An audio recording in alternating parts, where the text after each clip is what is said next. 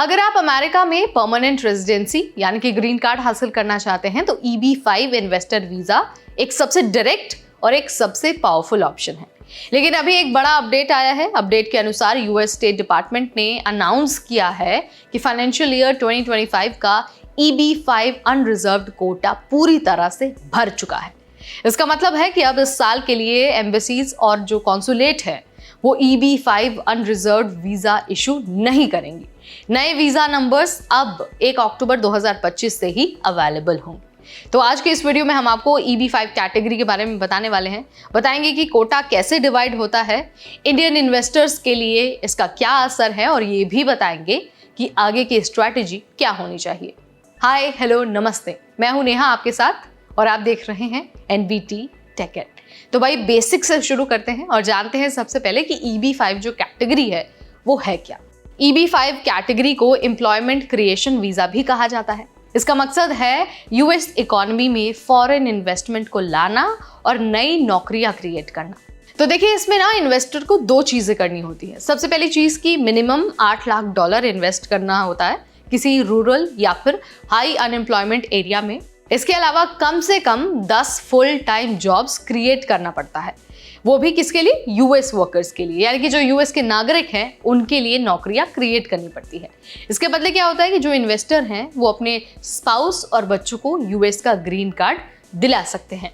हर साल EB-5 category को employment based visa का लगभग 7.1% शेयर मिलता है। इसको 4 हिस्सों में बांटा गया है। 20% rural projects, 10% high unemployment areas, 2% infrastructure project और 68% अनरिजर्व्ड कैटेगरी। अनरिजर्व्ड का मतलब है कोई भी क्वालिफाइड इन्वेस्टर। रिजर्व्ड कैटेगरीज का मकसद टारगेटेड डेवलपमेंट एरियाज में पैसा लाना है। अब बड़ी खबर यह है कि फाइनेंशियल ईयर 2025 का जो अनरिजर्व्ड कोटा है वो पूरी तरह से एग्जॉस्ट हो गया है। इसीलिए अभी से लेकर 30 सितंबर 2025 तक अनरिजर्व्ड कैटेगरी से कोई नया वीजा इशू नहीं होगा। लेकिन गुड न्यूज ये है कि वीजा सिस्टम हर साल रीसेट होता है, तो अक्टूबर 1, 2025 से फ्रेश कोटा खुल जाएगा। इंडियन इन्वेस्टर्स के लिए एक और यहाँ पर राहत है। राहत यह है कि अक्टूबर 2025 वीजा बुलेटिन में EB-5 का जो फाइनल एक्शन डेट है ना वो काफ़ी आगे बढ़ गई है। नवंबर 2019 से फरवरी 2021 तक आ गई है। इसका मतलब है कि बैकलॉग थोड़ा कम हुआ है और जो एप्लीकेशंस उस टाइम फाइल हुई थी उनका केस अब फास्टर प्रोसेस हो सकता है। तो अब सवाल ये है कि भाई इंडियन इन्वेस्टर्स को अब क्या करना चाहिए। तो देखिए, अगर आपका पिटिशन पहले से फाइल है तो आपको बेनिफिट मिलेगा क्योंकि कट ऑफ डेट आगे बढ़ गई है। इसके अलावा अगर आप अभी इन्वेस्ट करने की सोच रहे हैं तो ध्यान रखिए कि अनरिजर्व्ड कोटा बंद है, लेकिन रिजर्व्ड कैटेगरीज जो रूरल या फिर जो हाई अनएम्प्लॉयमेंट वाली कैटेगरीज हैं वहाँ पर एक स्ट्रॉन्ग ऑप्शन हो सकता है। और हाँ, एक्चुअल वीजा इशू अब फाइनेंशियल ईयर 2026 से ही होगा, यानी कि 1 अक्टूबर 2025 के बाद।